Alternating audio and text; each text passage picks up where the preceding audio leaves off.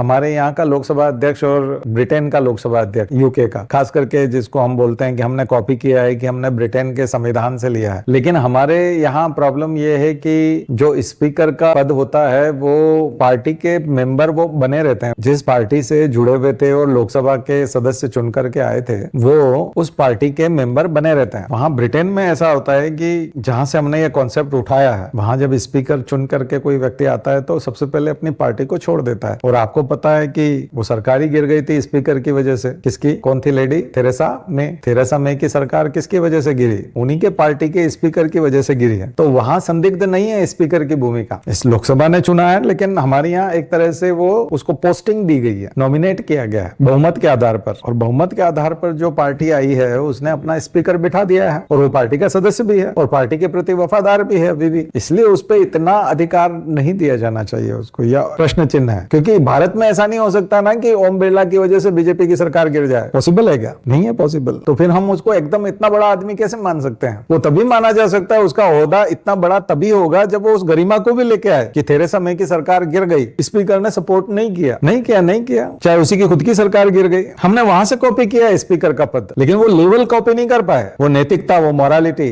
तो वहां का स्पीकर अपनी ही खुद की पार्टी की सरकार गिरा सकता है, क्योंकि वो पार्टी की सदस्यता छोड़ चुका है एक तरह से। भारत में ऐसा संभव नहीं है, इसलिए स्पीकर को हम भारत में निष्पक्ष नहीं मान सकते कि वो इम्पार्शियल है। तो हमारे यहाँ का जो डेमोक्रेसी है स्यूडो डेमोक्रेसी है, रियल डेमोक्रेसी नहीं है।